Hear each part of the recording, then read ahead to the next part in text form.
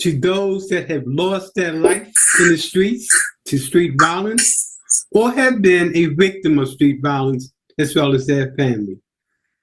It's also dedicated to those who have risen up across the nation to take back their community. You're going to meet a lot of amazing people and organizations during this presentation. I call them ordinary people doing extraordinary things. The thing that's going to run through this presentation is that it takes the street to save the streets. Part one of the videos is going to show men that are voicing their opposition to the violence. And then the second part is going to be on groups and organizations that are doing things in order to reduce the level of violence. We're going to go around the country to see what works. And then part two of the presentation, which is going to be recorded on the second video, is going to talk about what is being done in Tampa, specifically West Tampa, based on these models to change the narrative in terms of violence in the neighborhood. Let's get started. We do not own the rights to this music. When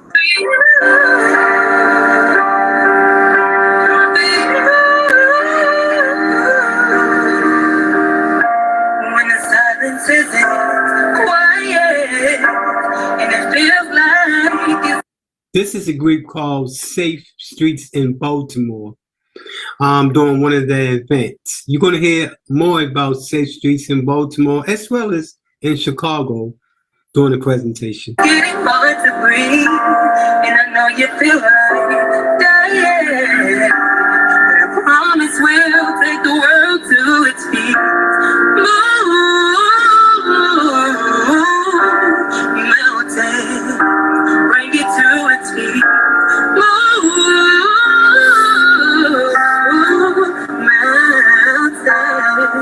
And we'll rise up, we'll rise like the day, we'll rise up, we'll rise unafraid, we'll rise up, and we'll do it 1,000 times again.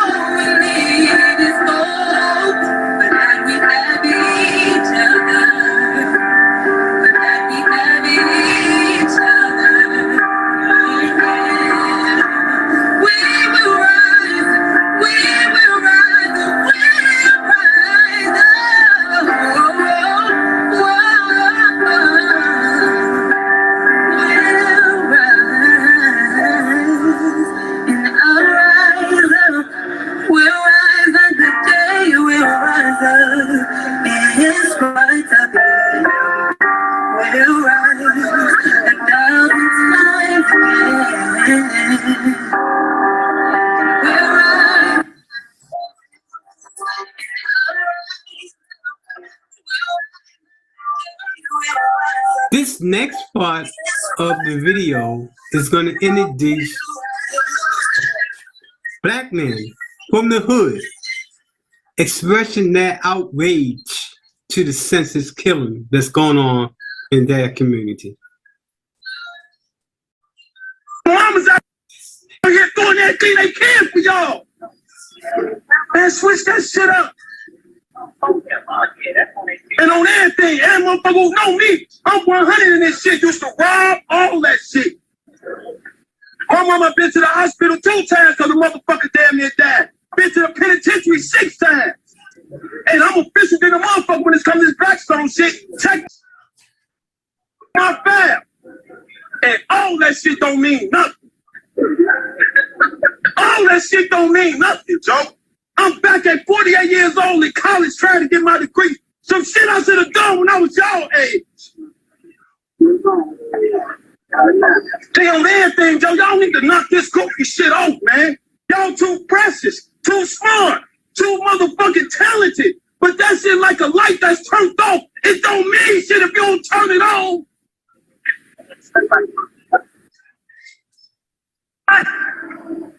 Screaming, stop the burn! Like when it's really gonna stop? More in the news got me feeling like deja vu. 3, 4, 5 more shots. Murder rate at an all-time high. KC is getting killed. The new way to die. It's embarrassing. We're slaughtering each other in the middle of the lane. It's petty to be friendly without a cause. No life insurance plan. Family setting up GoFundMe's to bury you, man. It's like we love to put your face on a shirt. Love to see our community hurt. Moms crying, aching with pain, holding remains of her baby. It's a bicycle. When the violence gonna stop? Calling all big homies, cousins, uncles, and dads. Smack that youngin' upside the head and take his block.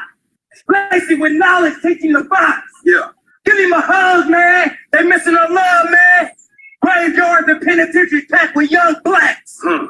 I stand on the front line to bring power, love, and unity back. Because it's a massacre.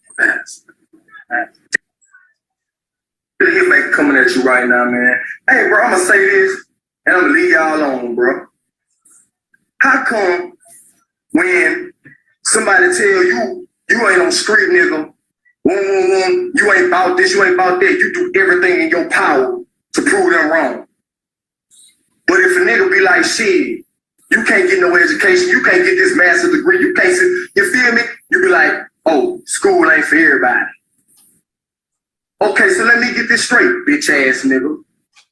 You'd rather risk your life trying to prove a nigga wrong instead of bettering your life and prove a nigga wrong. Black people starting to piss me the fuck off, bro.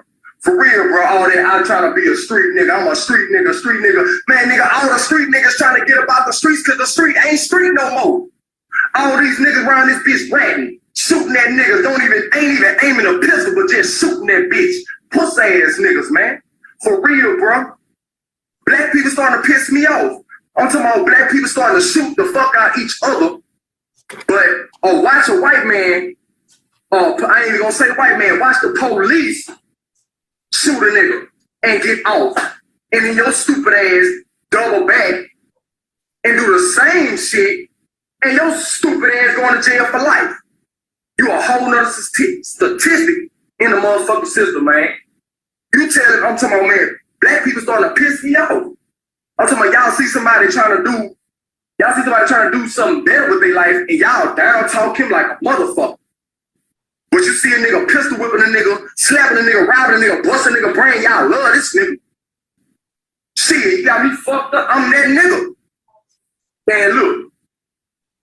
That's what I'm trying to tell y'all, bro. We don't, man, bro.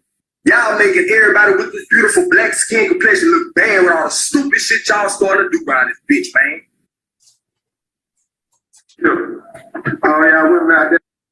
This particular guy who's talking right now is serving 135 years. And he's trying to tell the folks, young people, you don't want to come here. Little boy, I want y'all to take these 59 seconds out y'all day. Show y'all son this shit. Y'all don't this shit. Show y'all son this shit. Look, man, I'm a young nigga. Been locked up down there for 4 years. I just came with visitation, but I ain't took my mom down there for 4 years, bro. Who folks sends a nigga to this shit 135 years like this shit was goddamn like a nigga living in dog years, you hear me? And this shit here ain't cool. These little boys think this shit gangsta. I just think the same thing. This shit ain't cool. Judge gonna finish it, and they ain't gonna look you in your eyes, you hear me? Niggas be thinking, oh, Drake took that shit like a champ. Drake took that shit like a G. It ain't no fucking glory in this shit, bro. All them friends and them hoes you got, them hoes go to jumping off ship. You ain't talk to these hoes, ain't seen them. Nigga ain't gonna send you no green dot. Y'all niggas get your shit together. This shit ain't cool. It ain't cool. It's not. Get your shit together now. Heard somebody say one time. This last young man was a former gang member. And he's talking about an incident in which a young, I think the child was about 5 years old, 7 years old, something like that, that was killed. And he's voicing his frustration. I want everybody. What everybody did to you. The moment they do nothing to you, that lady go to work every day. She don't know what her son out here doing. That lady don't want no problem with you. That lady probably want to talk to you before you can stop going through it with her son. This little girl in her room playing her video game or in there doing TikToks, and you shoot through the house looking for the brother or the cousin or the uncle or the daddy, and you kill this little girl. And all she wanted to do was TikTok and dance. She liked to dance. Her birthday was coming up. Christmas around the corner. Don't use their head. That shit ain't real, niggas, bro. Them niggas do shit like that and shoot up houses, bro. And I don't give a how nobody take it, bro. If you done shot up a house before and you on here, bro, I don't give a go get the nigga that did something to you. That shit real, bro. I don't give a fuck none of that shit. Cause I swear to God on my life, bro, on God, bro, and I'm being dead serious. Shit got me about to cry, bro, on God. So, a nigga, me, bro, I ain't finna shoot up your house. I don't give a fuck if I know where your mama stay at, bro. Your little sister in the yard, bro. That little girl, life is precious as fuck to her right now, bro. She don't got no bills or nothing right now. And this guy shoot up a whole yard with kids and that call themselves a real nigga or a stepper. You niggas ain't steppers. That don't be cool. That's stepping. Stepping is, you gotta understand what stepping is. You gonna step on nigga what's trying to step on you. You gonna step, you gonna tip. So that what stepping is. That what the fuck stepping is. You ain't stepping. You done shot out these people's house. What if that was your mama, your little sister? And I look at that shit, dog, and I pray, why you think I stay out of so much shit, dog? Because stay out of situation and avoid that shit, bro. I don't give a damn, bro. It ain't about that shit, bro. You want to go far in life, bro. It's more out there than the streets, than the gun, than sitting at the trap all fucking day, sitting in the hood all day, bro. Come on, bro. That shit, no, you want a family, bro. You want somebody, a daughter, bro. You want to be there for your son. I ain't just talking to my cousin. I'm talking to everybody, bro. I'm just being real. If nobody, your homeboys don't want to fuck with you because you ain't into the shit they into, them ain't your homeboys. Straight up. Straight up. If I gotta be a thug or gangster just to be around you, bro, you ain't my homeboy.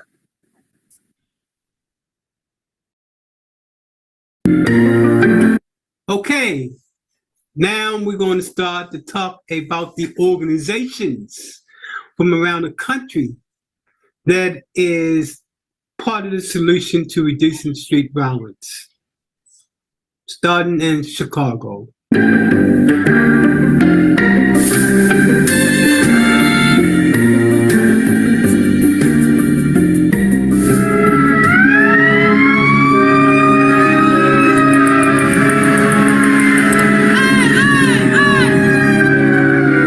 We're standing on the corner of 66 and Bishop Street in the city of Chicago, you know. Growing up here, it's basically just trying to survive and stay alive, man. The situation that happened in my community, you know, on my block, a couple of guys pulled a couple of pistols on me and my buddy. I wanted to come back and retaliate with a gun, but one of the members of 6'5" helped me resolve my situation without violence. Probably saved my life and another life, you know.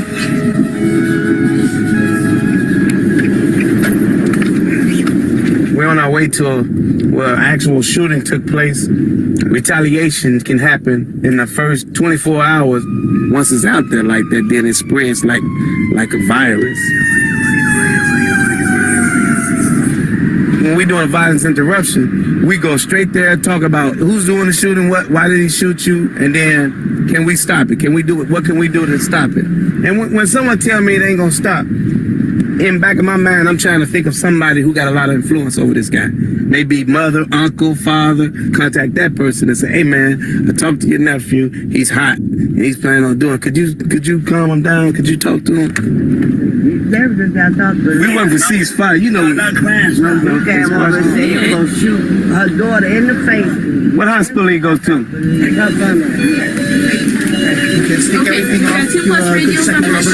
As physicians, you saw people when we broke news would just get up and walk out, basically emotionless. And that was the most chilling thing of all, I think, that you were watching basically the beginning of a retaliation. If you didn't do something right then and there, it was going to be too late. When a trauma patient comes in, a ceasefire will be called, very much like I'm called when there's a gunshot wound. They would speak with the patient, to the family, and they're putting as many hours as I am. Children shooting other children. The United States has a particular problem with this violence. I spent 10 years with the World Health Organization working on infectious diseases. Violence behaves like an infectious disease in every single way.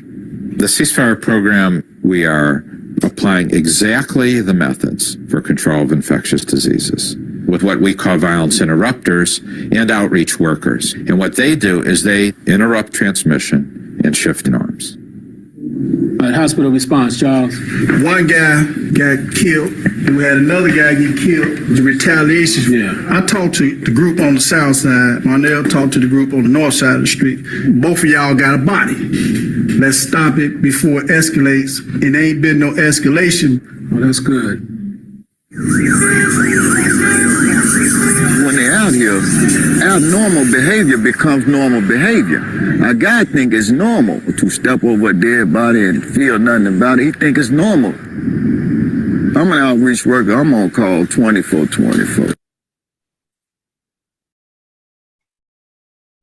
Safer, you probably wouldn't think of turning to the criminals who once ruled them, but that's what the Baltimore City Health Department is doing with its Safe Streets program. Yeah, it hires former offenders to walk the streets interrupting violence. And for the first time, and without a police escort, ABC2 News investigators are the first TV news organization trusted enough to go inside the program for a night on their streets. ABC2 News investigator Brian Kubler takes you where no cameras have ever been before.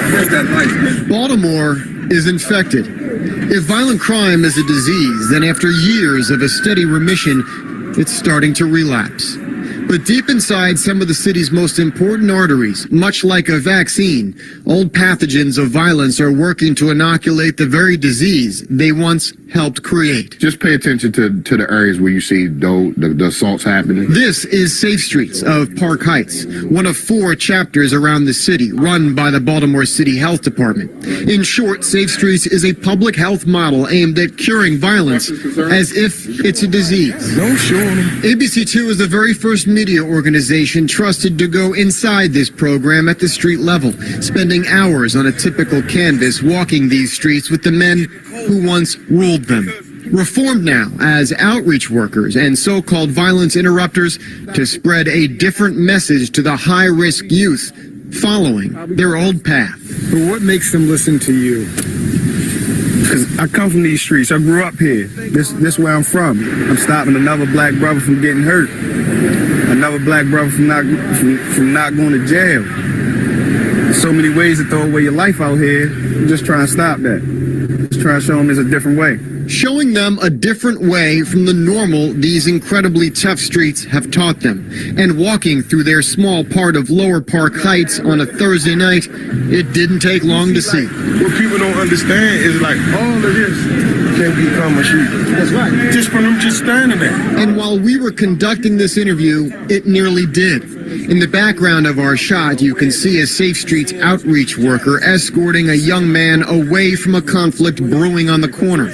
We agreed not to broadcast specifics, but just off camera, Aaron, the violence interrupter, was interrupting with a simple message to just walk away, challenging their instinct for violence, a way of life handed down over generations on these streets. A lesson many watching this may think is obvious, but the code of these streets is an altogether different reality. If we weren't right there, something definitely would have happened. So if we hang in a spot where something not would have happened, they know we standing there for something not to happen. Safe Streets data shows 96% of their mediations in Park Heights were, quote, likely or very likely to result in gun violence. And the reason why they don't has everything to do with who these men are.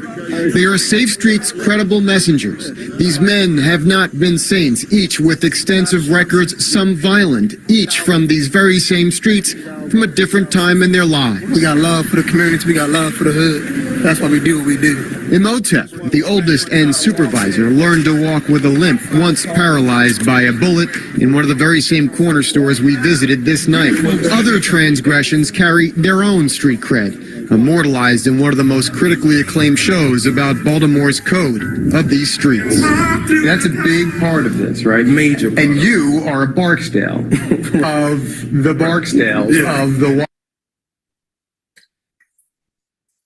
This gentleman was committed to the streets, lost his life a little time after this video. Dante was committed to taking back the streets, and he gave his life. Fire, correct? I mean, that's a real thing. Yes, Your cousin was the character. Yeah, Avon is definitely.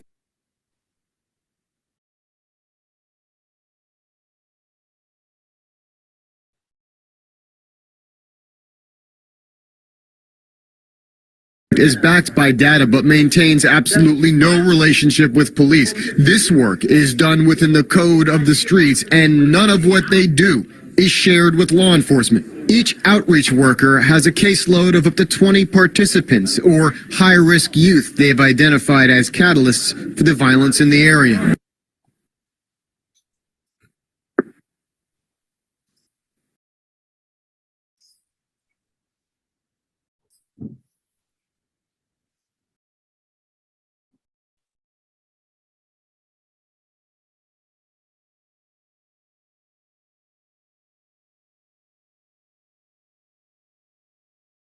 Initiative in Louisville is being credited for helping to reduce crime in the city. Community Violence Intervention reaches out to people at the highest risk of committing or being victimized by violence. WLKY's Minosh Kawari shows us how the program works and could be expanded. As long as my kids have a roof over their head and food in the house, I'm okay. It's what Mercedes Scott calls the bare minimum, something she has no problem providing now, but that wasn't always the case. No, I didn't ever get in trouble, but I did go through a domestic violence Situation that ultimately led to her life being threatened. where I had to find me another place to stay so I wouldn't, I wouldn't be in no more danger. A situation that far too many times would have gone overlooked.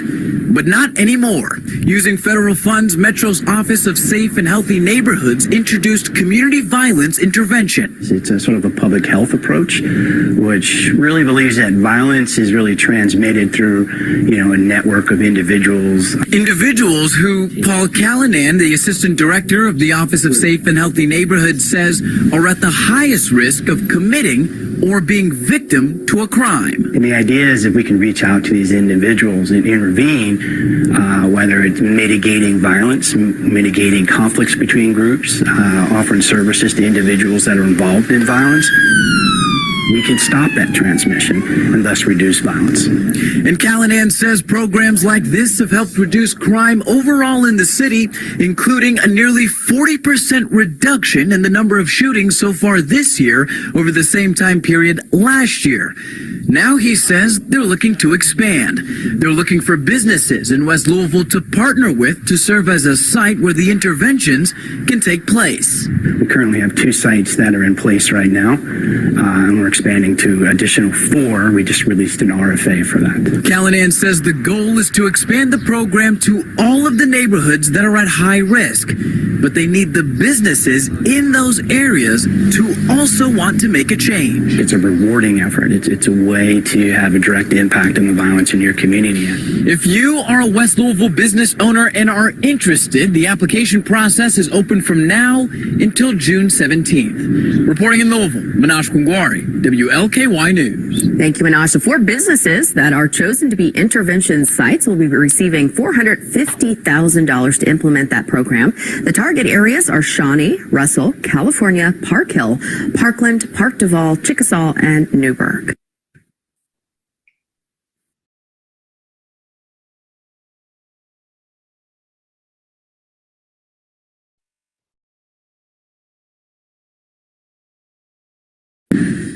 The city of Charleston is taking on the issue of gun violence, and now the medical university is hoping to combat repeat offenders and the spike in gunshot victims. News 2's Kate Prestag joins us live from MUSC, and this is an idea being welcomed by police and doctors, Kate.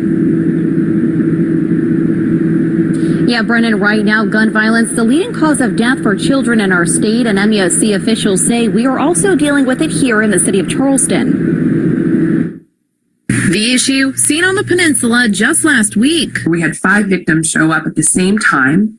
1 died. They were all young people in their teens and in their 20s. Dr. Ashley Hank with the Medical University of South Carolina says this is when the hospital and community violence prevention and intervention program comes in. A team of men serving as advocates for those impacted by gun violence. They work alongside of other community groups. They were alongside of our police right in the trauma bay when they showed up the other day. It's a program Dr. Hank is hoping to get more funding for through the city of North Charleston and the city of Charleston to ensure those who end up in the hospital don't end up back in a cycle of violence. For 75% of the patients we serve are from Charleston and North Charleston. About 34% are from North Charleston, and more than that are from the Charleston area. Mayor Tecklenburg says it's a crisis, and the city already has programs in place to mentor and influence youth. 16, 18-year-old kids, if you will, unfortunately are at the point where they are as hardened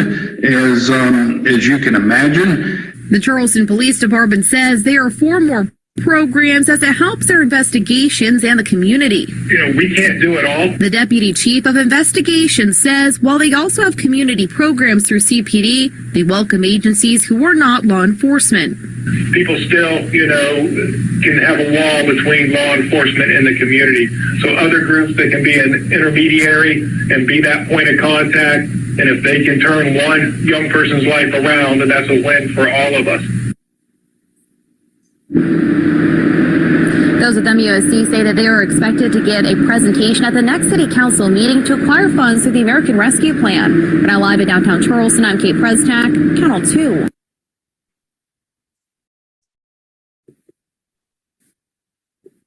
Initiative is coming to Raleigh. It's called the Community Violence Intervention Program and was introduced by Raleigh's top cop yesterday. CBS 17's Brea Hollingsworth is live in Raleigh with more on what leaders are planning to do. Brea. Yeah, this program is a collaboration of several organizations that provide support for people at risk of violence. The president of the Raleigh Apex chapter of the NAACP told me that this is personal. He's lost multiple family members to violence. From Uvalde to Highland Park, gun violence is happening both nationally and locally. I think people are on edge coming out of a pandemic.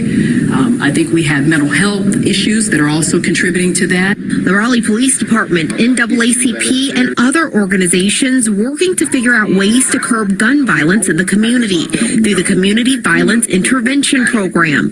The program aimed to support and identify people at risk of violence.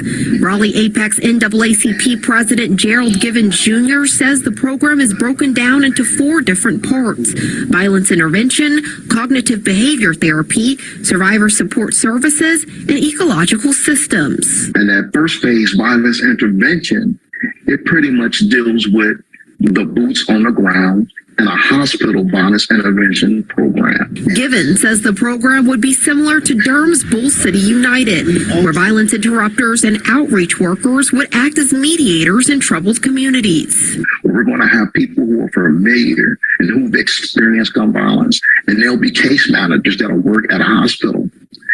And then we'll have some folks that will pay to be inside the communities, have their ear to the ground, and be there to negotiate the ceasefires and to prevent gun violence in the community.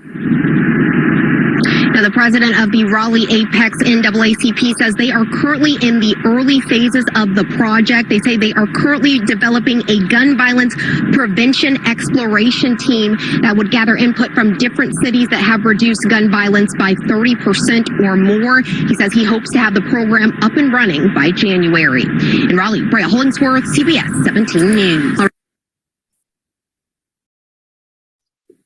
Now at 6 o'clock, breaking the cycle of violence in the capital city with the help of some hospitals. For the first time ever, all 3 hospitals in Hartford are working together to assist victims of gun violence with necessary resources. Channel 3 Hartford Bureau Chief Aya Galal has more right now on a new intervention program. In 2002, I lost my son, Rainey, to gun violence, so I know firsthand the trauma and all the things that parents go through when they lose a loved one. It's an unprecedented collaboration in the city of Hartford. St. Francis Hospital, Connecticut Children's, and Hartford Hospital coming together to form a new hospital-based violence intervention program. And this matters so much because we know that one of the greatest tragedies of the epidemic of gun violence is that those whose lives are touched by gun violence are often touched by gun violence again and again.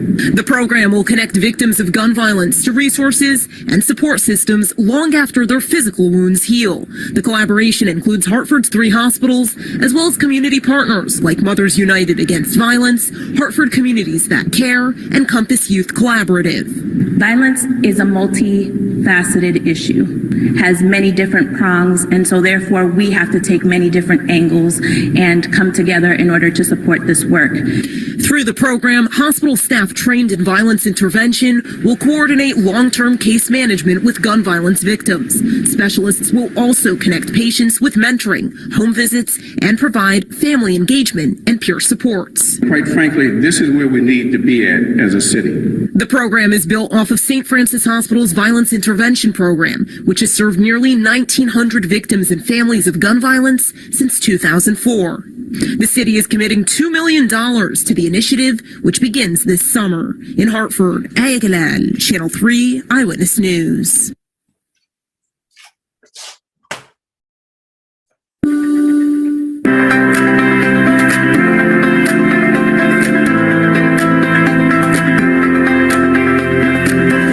Who's this? I'm Gary. I'm Durham. And I'm James. And together we're the Community Violence Intervention Program Team. Or better yet known as the CVIP Team.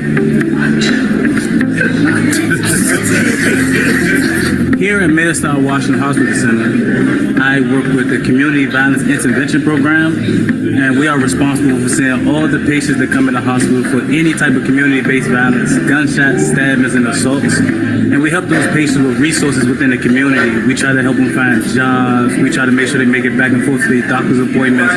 We try to help them with interview clothes and different things, like a really, really hands-on case management part, so that we could try to help stop the recidivism of the injuries within the community. I got involved with this line of work through Gary and talking to Gary and learning the type of work that he did. And we had a connection that we built through playing football together. So we both grew up in some of the same areas. So we experienced a lot of different things outside of our everyday homes, like out on the street and stuff like that. I was learned of this position through Gary and I worked together at the nonprofit organization Collaborative Solutions for Communities. There we both was violent intervention specialists on the ground. Here at MedStar Washington Hospital Center, I am a community treatment navigator. We follow victims and survivors of violence, any community-based violence, gunshots, stabbings, or assaults, and we provide community outreach resources and wraparound support for them and help them navigate navigate their everyday life barriers to the next level. My position is the violence intervention specialist. I'm basically like the first point of contact, basically bringing them comfortability. Bringing them comfortability and showing them that we can relate to them and we're here for them and we're not just another doctor or another nurse that's coming in to give them some type of medical treatment, whether it's taking them to surgery or sticking them with another needle. Just showing them someone that's here for them and letting them know outside of their family, we're here to help them, here to support them, and they're not going through this alone while they're here in the hospital. We have had instances where we have had guys who tell us they don't want to talk initially when we first come into the room. However, with us being consistent and going each day to check on them while they're inside the hospital, it gives them a sense of hope and to see like people that's checking on them come from the community that they come from or they can relate to some of the social issues that they have within the community. I think that opens up the door for them. And then we also tell them that, you know, we regular humans just like you. You know what I'm saying? We come from the same background as some of y'all. So we try to give them that piece of hope and that little bit of push to say, come on, we can help you get over this hump, because change can be scary and a lot of guys don't want to accept the change. However, we also tell a lot of guys, like, you know, a lot of people aren't able to overcome some of the injuries that some of these guys overcome. And by them overcoming some of the injuries, you ask them what they're going to do next, because it's a blessing that you're able to walk out of here. Stop the shooting, stop the killing. Hey, how you doing, man? You know, I've been to more funerals than I have graduations. I can't even count the number of funerals that I've been to. In 2016, Chicago saw some of the worst violence it's seen in the last 20 years. Look at a bullet hole. Look at a bullet hole. Since the start of 2016, more than 4,100 people in Chicago have been shot and more than 700 have been killed. Do you remember what that was like 20 years ago? Yeah, it wasn't this bad. It wasn't this bad. Really? No, I don't think it's never been like this. Everybody gets shot now. Old ladies, babies. Pastor Brooks said 4-year-old Kayvon Collins was shot in the face. Old men, you know, everybody.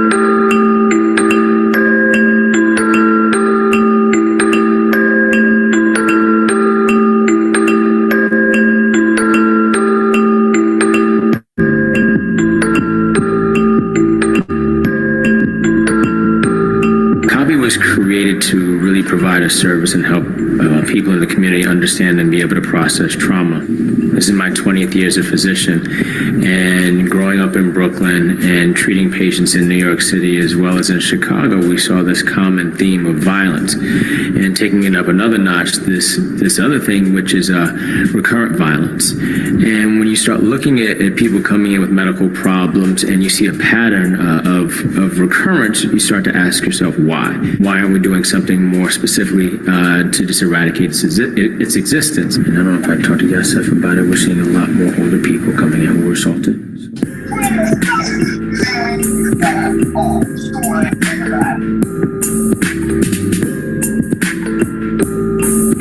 So I do the initial contact here at Kings County Hospital. We get a trauma code that comes through, a level 1. I go and meet the patient by the bedside.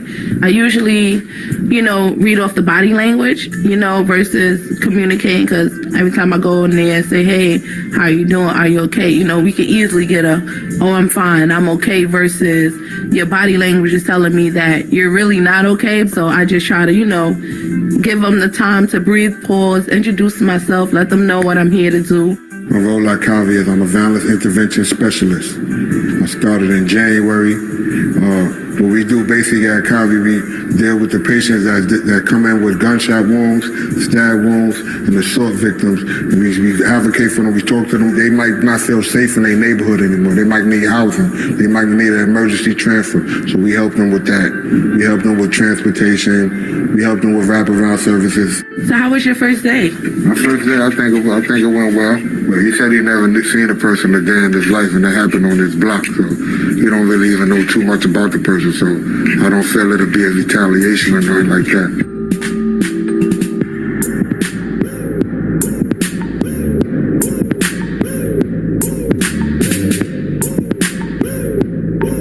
I go in there, I don't sugarcoat it. I just be me, even just by saying, hello, are you okay? You know, those words go a long way. And, you know, our patients look for that. You know, they look for just someone coming in here and speaking to them and letting them know that, you know, everything will be okay. For some reason, the ambulance got there like immediately. I remember telling them to take my sneakers off so they wouldn't get too much blood on them. I had a good pair of jeans on. I knew they were going to cut those. I believe once they started cutting the jeans, I just blacked out after that. By the time I made it to the hospital, it was actually Christmas. It was after 12. There were no surgeons available that day, I believe. So I had surgery on the 26th, early in the morning, first thing in the morning. Kings County got me into surgery. But before the surgery, they drilled 2 holes in my knee, and they put a rod in there, and then they put a weight system on the end of the rod to pull the bones down to keep it in place, which was excruciating pain. There was one bullet that went in about right here and came out in my upper thigh. But in this passage, it destroyed everything there. But when they explained to me the damage and I seen the x-ray, I was shocked. I was in awe, because to know that that's your bone that was once like this and now is like that, it's something that is unfathomable. Like, you can't even describe it, really. Yeah, I can definitely reach out to them and give them a call. Okay. It's so funny because when I actually went to go visit Derek was kind of skeptical on, you know, speaking, because, you know, we coming in, we're like, who is these people? My sister Taisha, my first memory of her, and she comes in with her suit, her uniform. I don't know if it was the morphine or what. I thought she was the cops. And I was just like, listen, I spoke to y'all already. I went back to visit Derek again the next day, and, you know, I tried to be consistent during the time that he was here, so he knows that I'm for real, you know, and it ain't a game. And then Derek started opening up. Then Derek started telling me his needs and his wants. One thing I can say is the emotional support. They talk to you and check on you constantly, to the point that sometimes you're like,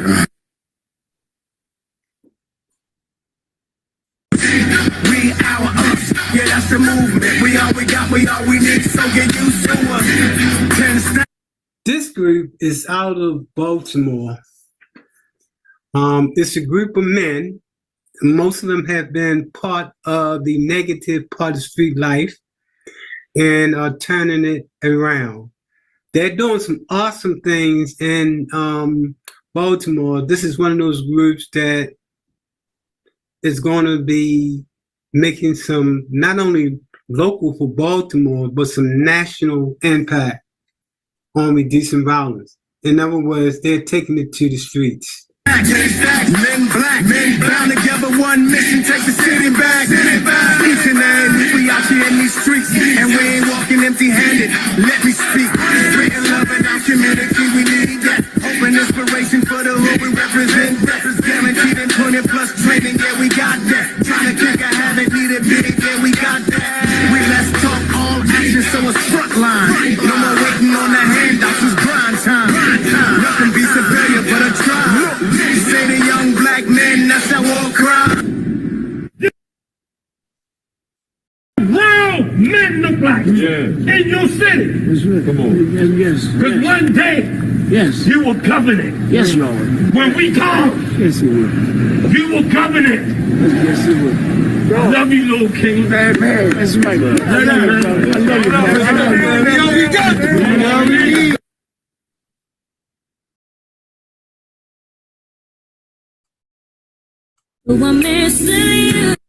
This group out of Baltimore is called Let's Strive Baltimore. As part of this particular presentation that's coming up, what's unique about this and sad at the same time is that they built a garden, a healing garden. That garden represents folks that have actually passed away, and they dedicate a little plaque to that individual that has a healing process attached to it.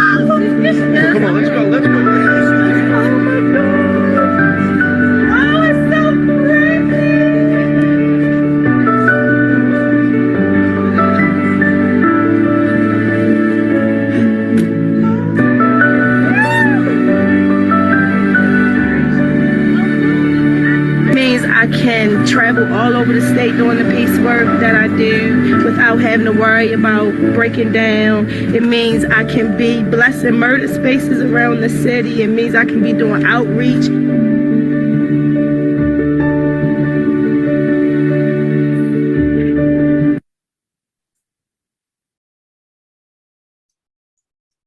Anti-violence organizers had called on the city to stop the killing this weekend, and in the past 36 hours, it appears the killing has stopped.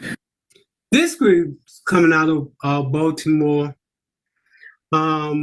CFAR, a group that initially started with mothers who were frustrated with the killing that was going on. And they started by simply going to corners, major corners, and having posters and asking people to haunt, to stop the killing, something to that particular effect. And then it took on a life of itself. And some of the numbers shows that, and I think they do this once a month, maybe every 3 months, but when they do it, they're doing that weekend in which they're asking people to stop the killing. There has been some really evidence to show that people actually stopped the killing for that day. You're going to be hearing a lot more about this organization, as well as the many organizations, as you can see, that's coming out of Baltimore City. Baltimore has a lot of crime, and they have a lot of programs that they have put in place. And I apologize, I could not identify each program, but the ones that I have identified, I see them as best practices. For the sixth time, organizers have dubbed this weekend Ceasefire Weekend. They launched these campaigns more than a year ago, and while not all of them have proven to be crime-free, organizers insist they are making progress. I mean, sometimes you may not, when you look at it, it'll look a different way. But to us, if you live here all the time, you can start to see some of the changes that are happening. So far, there have been no reported deadly shootings now in the past 36 hours.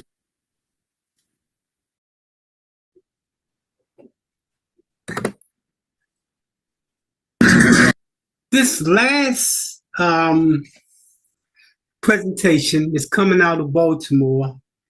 And we highlighting the guy, Tyree, out of Baltimore, who oversees the no-shoot zone.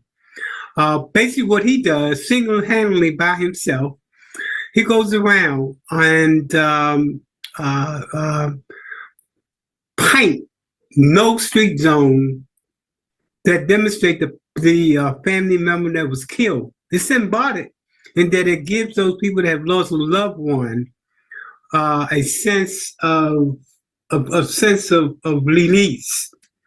So I think it has a psychological effect. He does this throughout Baltimore, and he does it basically, he's not a rich guy, so he does it from his heart because it's his commitment to save his city. So this just shows one of those graphic pictures, but this guy has done over 200 plus throughout the city of Baltimore. Again, Baltimore has a lot of programs that we're looking at in terms of best practices.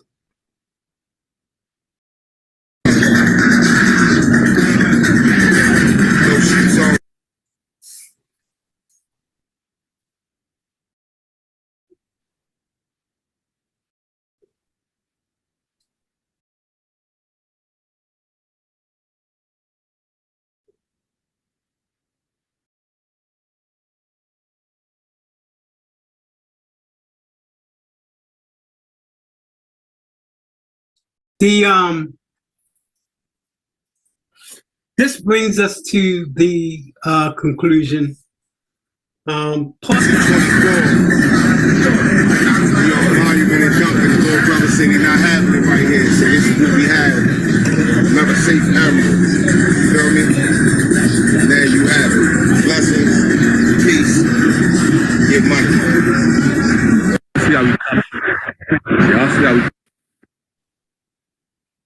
Okay, so this brings us to the conclusion of the presentation. Part 2 of the presentation talks about strategies that's being used in the city of Tampa, specifically the West Tampa community, on reducing the violence.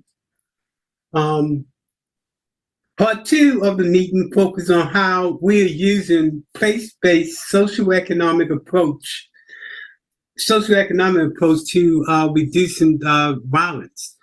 And we say place-based in that instead of this a program like the program that you're saying, what West Tampa is doing is using what's known as a comprehensive holistic approach that looks at the economic, the social, and the physical aspect of the community in order to increase the quality of life. It's going to be a new way of looking at reducing street violence, at the same time reducing gentrification and increasing wealth in poor communities.